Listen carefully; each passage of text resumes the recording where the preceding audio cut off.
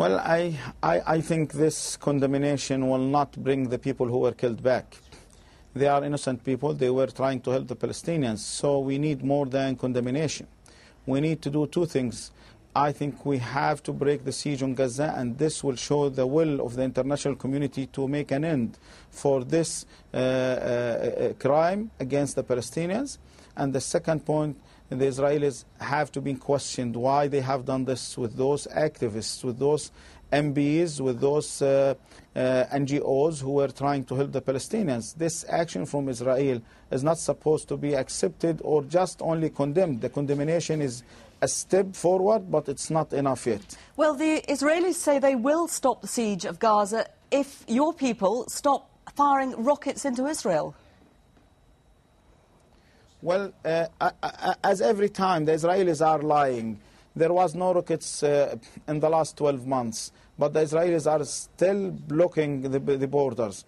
I think the Israelis are putting this down the siege. With the greatest respect, Mr. Hamdan, with the greatest respect, we understand that 20 rockets were fired last month alone into Israel from the Gaza Strip.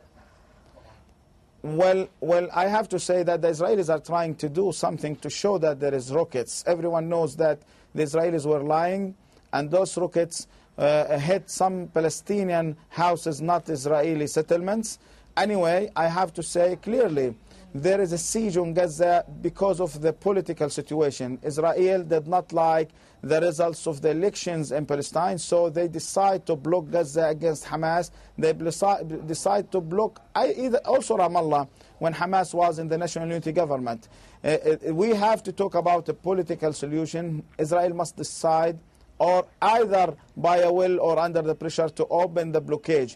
If they thought that killing the people will keep them continuing this blockade, I believe this will create more difficulties, more problems for Israel, not only for the Palestinians. The Israelis claim that there could have been terrorists on board this flotilla, and there could also have been weapons there on the ships. Do you know if this was right?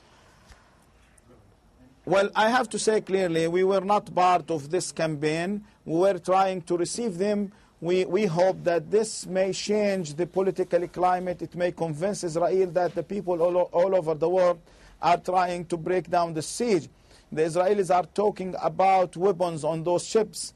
I believe they are lying, because they have talked during 2009 when they bombed the school for the UNRWA that there was rocket being launched from this school. The UNRWA denied that, and it shows that they were lying. So they turned to another story saying there was a leader from Hamas there. When they discovered that also they were lying, they said, well, it was a mistake.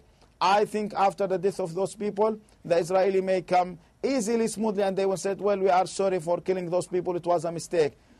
Does it mean anything for the people? Nothing. I think it will mean one thing: Israel is above the international law if there was no action against Israel.